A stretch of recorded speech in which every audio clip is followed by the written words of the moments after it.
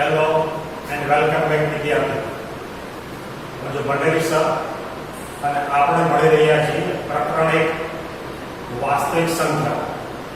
ગઈકાલે આપણે યુક્લિડની ભાગવિધિનો પ્રવિધિનો ઉપયોગ કરી અને ગુસા કેવી રીતે મેળવવો એ આપણે આજે આપણે કોઈ પણ સંખ્યા આપેલી હોય તો એ સંખ્યાના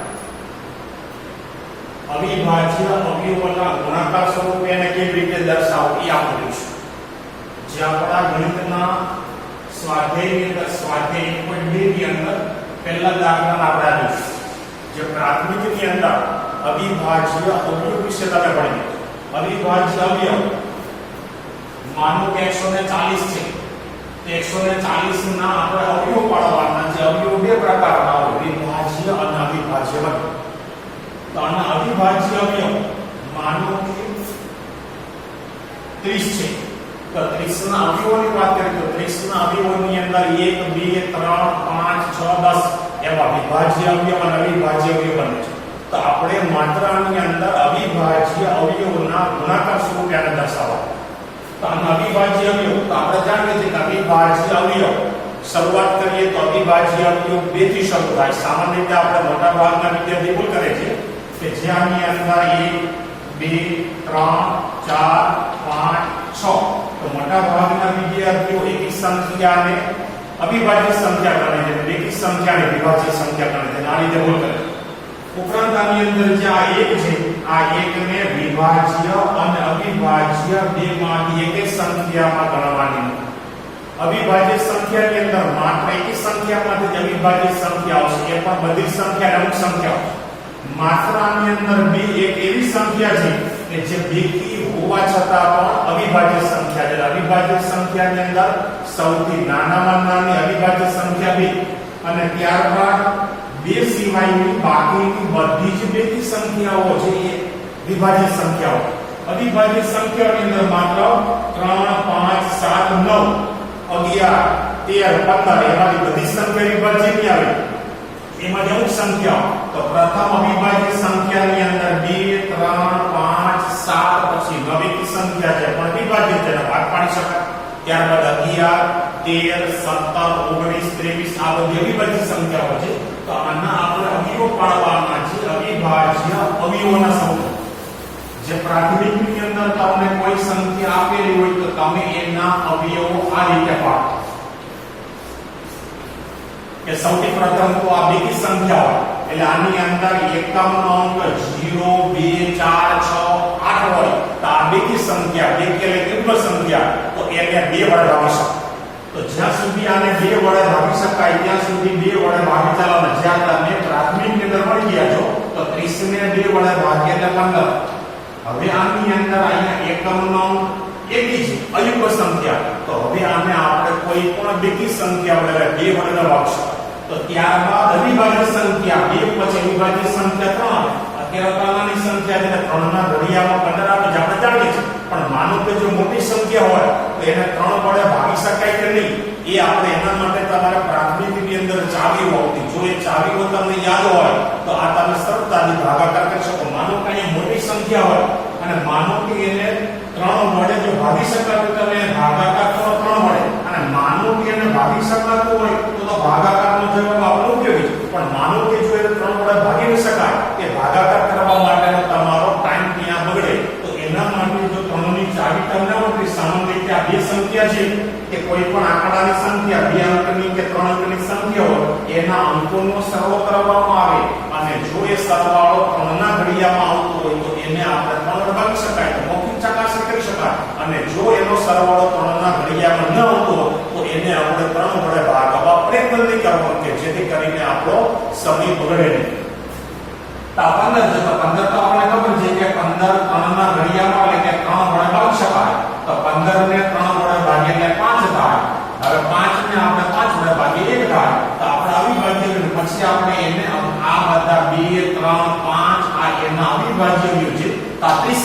તો આમાં આપણે લખેલું છે કે સંખ્યાઓને તેના અવિભાજ્ય અવયવોના ગુણાકાર સ્વરૂપે. એટલે આપણી સંખ્યા 30 છે તો એના અવિભાજ્ય બધા અવયવ આ એકય વિભાજ્ય અવયવ આવશે ને બધા વિભાજ્ય અવયવ અને એને આપણે એના ગુણાકારના સ્વરૂપે એટલે કે આ 30 છે એના આ બધા અવિભાજ્ય અવયવ અને એને આપણે ગુણાકારના સ્વરૂપે આપણે બતાવીએ છીએ. તો એ જ રીતે બધી સંખ્યાઓ જે એકદમ સરળ છે, પણ આપણે હવે 10મા ધોરણની અંદર આ રીતે નથી પાડવાના, આપણે અવયવના વૃક્ષ રૂપે એને બતાવવા. એટલે કે આને આ બેકી સંખ્યા એકાવન અંકો જુઓ એટલે બેકી સંખ્યા, તો આને 2 વડે ભાગી શકાય.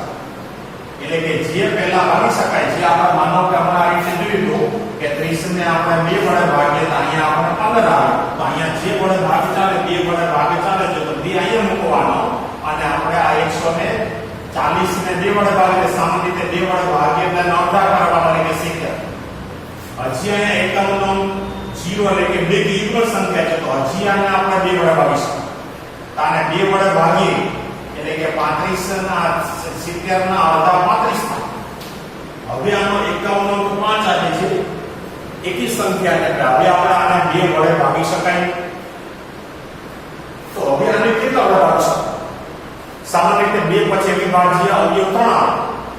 તો માનો કે આ 3 આખી સંખ્યા તો નાની છે, એટલે આપણે ખબર છે કે 3 ના ઘડિયામાં એ આવતી નથી. સામાન્ય રીતે આ 3 અને 5 આ બંને અંકોનો સરવાળો કરીએ તો 8 થાય. જે 8 3 ના ઘડિયામાં આવે નહીં એટલે આ 35 ને 3 વડે ભાગી શકાય. તો 2 પછી અવિભાજ્ય સંખ્યા 3 પછી અવિભાજ્ય સંખ્યા 5 આવે. તો કોઈ પણ સંખ્યાને 5 વડે ક્યારે ભાગી શકાય? કોઈ પણ સંખ્યાનો 51 નો અંક 0 હોય અથવા તો માનો કે આ 345 તો 51 નો 5 51 નો અંક 0 અથવા તો 5 હોય તો એને આપણે 5 વડે ભાગી શકાય. આ સિવાયની કોઈ પણ સંખ્યા હોય 51 નો અંક 0 અને 5 સિવાયની કોઈ પણ સંખ્યા હોય તો આપણે એને 5 વડે ભાગી શકાય. તો 35 છે તો 35 ને આપણે 5 વડે ભાગીએ તો 5 સતા 35 અને 7 છે અવિભાજ્ય સંખ્યા આવી ગઈ એટલે કે 7 એકા 7 એટલે કે અહીંયા બધા આ 2 2 5 અને 7 આ 140 ના અવિભાજ્ય અવયવ. હવે આપણે એને ગુણાકાર સ્વરૂપે લખવા છે એટલે આપણે લખવાનું 140 એના બરાબર આ બધા આગળના અવયવ 2 ગુણ્યા 2 ગુણ્યા 5 ગુણ્યા 7 2 ગુણ્યા 2 ગુણ્યા 5 ગુણ્યા 7. હવે આને કોઈ પણ સંખ્યા રિપીટ કરતી તેને ઘાતાંક સ્વરૂપમાં લખીએ એટલે કે 2 નો વર્ગ ગુણ્યા 5 ગુણ્યા 7. એકદમ સરળ દાખલો છે. એ જ રીતે 156 ની અંદર એકમ નો 6 યુગલ સંખ્યા છે એટલે કે એને 2 વડે ભાગી શકાય. જ્યાં સુધી એને 2 વડે ભાગ ચાલે 2 વડે ભાગી શકાય ત્યાં સુધી એને 2 વડે ભાગવાનું. તો 156 એને આપણે 2 વડે ભાગીએ 156 નો અર્ધ કેટલા થશે? નો તમને ખબર પડતી હોય તો પહેલા તમારે પ્રેક્ટિસ કરો ત્યારે ભાગાકાર સાઈડમાં કરી લેવાનો અને ત્યારબાદ વધારે ને વધારે તમે આગળ પ્રેક્ટિસ કરો એટલે પછી તમે એને મોટી કરી શકો. તો આ 2 વડે 156 ને ભાગીએ એટલે કે 7 ગુણ્યા 2 એટલે કે 14 થાય. 15 માંથી 14 બાદ કરીએ ઉપરથી 6 થાય એટલે 16 થાય. 8 ગુણ્યા 2 એટલે કે 16 થશે. એટલે 156 ને 2 વડે ભાગીએ 71 ગુણ્યા 2 એટલે 156. હજાય એકમ નો 8 બેકી સંખ્યા છે યુગલ સંખ્યા એટલે હજી આને 2 વડે ભાગીશું. તો 71 ને આપણે 2 વડે ભાગીએ તો 71 નો અડધા ન ખબર પડે તો સામાન્ય રીતે સાદી દેશી હિસાબની અંદર જે સામાન્ય થોડું ભણેલા નબળા લોકો હોય એ ઘણી વખત આપણે જે હિસાબ કરતા એના કરતા ઝડપથી કરી લેતા. તો આની અંદર એ લોકો શું કરે કે આ 71 છે એની નજીકનો શૂન્ય વાળો અંક લઈએ કે 70 તો 70 ના અડધા 35 થાય. ઉત્તરાંગની અંદર 8 છે 8 ના અડધા 4 થાય એટલે 35 ને 4 પણ 40 એટલે સીધો મૂકી શકાય. અથવા તો તમને ન ખબર પડતી તો સામાન્ય રીતે તમે શરૂઆતની રીતે પ્રેક્ટિસ કરી અને ભાગાકાર કરીને જ મૂકી શકાય. હવે એકમનો 9 એકી સંખ્યા છે હવે આને આપણે 2 વડે ભાગી શકાય. તો આની અંદર 3 અને 9 આ બંનેનો સરવાળો 12 થાય. જે 12 3 ના ઘડિયામાં આવે છે એટલે 39 ને આપણે 3 વડે ભાગી શકાય. 39 ને આપણે 3 વડે ભાગી 3 ગુણ્યા 13. તો હવે આ 13 જેવી બધી સંખ્યા એટલે આપણે 13 ગુણ્યા 1 ના સ્વરૂપમાં લખી શકાય. 13 ગુણ્યા 1 એટલે કે 1 આવે ત્યાં સુધી આપણે આગળ ક્રિયા કરતી જવાની. આગળ ને આગળ આપણે ભાગાકાર કરતા જઈએ ભાજ્ય લખતા જઈએ છેલ્લે 1 આવે ત્યારે આપણો એ અવયવ પૂરો થાય. આની અંદર આપણે 156 એટલે 2 ગુણ્યા 2 ગુણ્યા 3 ગુણ્યા 13 સ્વરૂપમાં લખી શકાય. એટલે 156 ને એના ગુણાકારના સ્વરૂપમાં લખીએ એટલે 2 ગુણ્યા 2 ગુણ્યા 3 ગુણ્યા 13 અહીંયા રિપીટ 2 થાય છે એટલે 2 નો વર્ગ ગુણ્યા 3 ગુણ્યા 2 થાય. એકદમ સરળ દાખલા છે. તમે આપણે ગયા છે પ્રાથમિક. હવે આની અંદર સંખ્યા થોડી મોટી આવે છે. તો મોટી સંખ્યા ત્યારે થોડું ધ્યાન રાખવાનું. હવે આની અંદર એકમનો અંક 5 છે. એકી સંખ્યા, દ્વિઘાત સંખ્યા. એટલે આપણે આને 2 વડે ભાગી શકાય ને 2 વડે ભાગવા માટે આનો પ્રયત્ન પણ નહીં કરવો. તો એના પછીની અવિભાજ્ય સંખ્યા 3 તો સીધું જ માનો કે આને 3 વડે ભાગી અને માનો કે 3 વડે ભાગી શકાતું ન હોય તેનો ભાગાકાર કરીએ તો આપણો ખોટો ટાઈમ બગડે. 3825 આને માનો કે 3 વડે ભાગીએ અને માનો કે ભાગી શકાતું તો આપણે જવાબ મળે તો જવાબ આપણે જરૂર છે. તો આપણે મૌખિક ક્રિયા કરી કે 3 એક બધા અંકોનો સરળ કરવાનો. 3 8 2 અને 5 આ બધા આંકડાનો સરળ કરીએ અને જો એ સરવાળો 3 ના ઘડિયામાં આવતો હોય તો એને આપણે 3 વડે ભાગી શકાય. આપણે જોઈએ કે 3 + 8 11 11 માં 2 ઉમેરીએ એટલે 13 13 માં 5 ઉમેરીને 18 તો 18 3 ના ઘડિયામાં આવે છે એટલે આ સંખ્યાને આપણે 3 વડે ભાગી શકાય. માનો કે જો ન ભાગી શકાતું હોય અને તમે જો ભાગાકાર કર્યો હોય તો અહીંયા તમારો ભાગાકાર કરવા માટેનો જેટલો સમય જાય એ તમારો નકામો સમય બગડે. આપણે ગણિતની અંદર ખાસ આપણને માત્ર આવડે એ જરૂર છે, આપણને આવડતું પણ હોવું જોઈએ અને યોગ્ય સમયની અંદર આપણું પેપર છે 3 કલાકમાં પૂરું પણ થવું જોઈએ. આ યોગ્ય છે. માત્ર આવડે એટલું જરૂર છે, આપણને આવડવું પણ જોઈએ અને યોગ્ય સમયની અંદર આ પેપર આપણું પૂરું પણ થવું જોઈએ. તો ગણિતની અંદર આવી ક્રિયા તમે મૌખિક જેટલી કરવા પ્રયત્ન કરશો અને આવી નાની નાની બાબત તમે જેટલી યાદ રાખશો એટલો તમને ગણિતની અંદર ઝડપથી ગણતરી કરવા માટે ફાયદો થશે અને દાખલાઓ પણ એકદમ સાદા આવશે. આને આપણે 3 વડે ભાગીએ. મોટી સંખ્યા છે. માનો કે તમને મૌખિક ન આવડતું હોય તો સાઈડમાં તમારે શરૂઆતની અંદર ભાગાકાર કરીને પ્રેક્ટિસ કરવાની અને ત્યારબાદ એને મૌખિક કરવા પ્રયત્ન કરવા. માનો કે આને 3 વડે ભાગીએ, મૌખિક ક્રિયા કરવી હોય તો 3 એકા 3 માંથી 3 બાદ કરીએ એટલે 0 થાય. ઉપરથી આપણે 8 ઉતારીએ એટલે 8 થાય. તો 3 ગુણ્યા 2 એટલે 6. 8 માંથી 6 બાદ કરીએ 2 વધે. ઉપરથી 2 ઉતારીએ 2 હતા, ઉપરથી 2 ઉતારીએ એટલે 22 થાય. તો 7 ગુણ્યા 3 21. 22 માંથી 21 બાદ કરીએ 1 વધે. ઉપરથી 5 ઉતારીએ એટલે 15 થાય. તો 5 ગુણ્યા 3 એટલે 15 થાય. માનો કે આપણે ક્રિયા ન મળતી તો તમારે સાઈડમાં શરૂઆતની અંદર ભાગાકાર કરી લેવા. 3 એકા 3 3 માંથી 3 બાદ કરીએ 0. ઉપરથી 8 ઉતારીએ તો 3 ના ઘડિયાની અંદર 8 3 ગુણ્યા 2 એટલે 6 થાય. 8 માંથી 6 બાદ કરીએ 2. ઉપરથી 2 ઉતારીએ તો 7 ગુણ્યા 3 એટલે 21 ને 7 ગુણ્યા 8 એટલે 24 વધી જાય. તો 3 7 21. 22 માં 21 બાદ કરીએ 1 વધે. ઉપરથી 5 ઉતારીએ એટલે 5 ગુણ્યા 3 એટલે 15 થાય. એટલે કે આપણને 3825 ને 3 વડે ભાગીએ એટલે 1275. હજી આપણે જોઈએ કે 3 વડે ભાગી ચાલે કે નહીં. અને સમજો 1 + 2 એટલે 3 3 + 7 એટલે 10 10 + 5 એટલે 15. હજી આ 15 જે 3 ના ઘડિયામાં આવે છે તો હજી આ સંખ્યાને આપણે 3 વડે ભાગી શકાય. જ્યાં સુધી આને 3 વડે ભાગ ચાલે ત્યાં સુધી 3 વડે ભાગ. હવે થોડું તમે ક્રિયા રીતે મૌખિક કરજો. હું પણ અત્યારે મૌખિક કરું છું, તમે પ્રેક્ટિસ કરજો કે આ 12 છે તો 4 ગુણ્યા 3 એટલે 12. 12 માંથી 12 જાય એટલે 0 વધે. ઉપરથી 7 ઉતારીએ એટલે કે 3 ગુણ્યા 2 એટલે 6.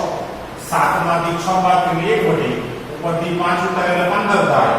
તો 5 ગુણ્યા 3 એટલે 15. તો 1275 એટલે કે 3 ગુણ્યા 425. હવે હજી આપણે જોઈએ કે આનો ભાગ ચાલે કે નહીં. તો 4 ગુણ્યા 2 એટલે 6. 6 + 5 એટલે 11.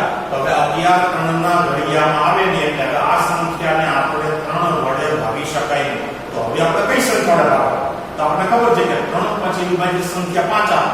તો 5 માં તમારે ધ્યાન રાખવાનું કે જે સંખ્યાનો એકમનો અંક 0 અને 5 હોય તો એને આપણે 3 વડે ભાગી શકાય. તો અહીંયા એકમનો અંક 5 છે તો આપણે આને 5 વડે ભાગી શકાય. માનો કે એકમનો અંક 5 સિવાયનો હોય તો તમારે એને 5 વડે ભાગવા પ્રયત્ન પણ નહીં કરવાનો, કારણ કે એને 5 વડે ભાગી શકાય. તો આને 5 વડે ભાગી તો નાનો આંકડો મૌખિક કરી શકાય. 42 છે 5 × 40. 42 માંથી આપણે 40 બાદ કરીએ એટલે 2 વધે. ઉપરથી 5 એટલે 25. તો 5 ગુણ્યા 5 એટલે 25. હજી એકમનો અંક 5 છે તો હજી આપણે આને 5 વડે ભાગી શકાય. અને 5 વડે ભાગી તો આ તો સામાન્ય નાનો આંકડો છે. આપણને ખબર હોય 17 ગુણ્યા 5 એટલે 85 થાય અને 17 બધી સંખ્યા એટલે ત્યાં 17 એકા 17 તો આ 3825 ને અવિભાજ્ય કે 3 ગુણ્યા 3 ગુણ્યા 5 ગુણ્યા 5 ગુણ્યા 17 એટલે કે 3825 છે એને આપણે ગુણાકારના સ્વરૂપમાં લખીએ તો 3 ગુણ્યા 3 ગુણ્યા 5 ગુણ્યા 5 ગુણ્યા 17 હવે આની અંદર બે સંખ્યા રિપીટ થાય છે 3 બે વખત એટલે 3 નો વર્ગ 5 નો વર્ગ ગુણ્યા 17 એટલે આ 1.2 ની અંદર જે પહેલો દાખલો છે કે જે સંખ્યાઓ છે તેના અવિભાજ્ય અવયવોના ગુણાકાર સ્વરૂપે દર્શાવવાનું છે એકદમ સરળ છે આ દાખલાઓ જે તમે પ્રાથમિકમાં ભણતા હોય પણ તે જ રીતે પણ આપણે અવયવોના વૃક્ષ રૂપે દર્શાવવાનું છે ક્રિયા તો છે આપણે જે ક્રિયા તમે પ્રાથમિક કરતા એ જ રીતે કરીએ છીએ આવા દાખલા એકદમ સરળ છે જે તમને બીજા હોમવર્કમાં આપવામાં આવે એ ગણજો થેન્ક યુ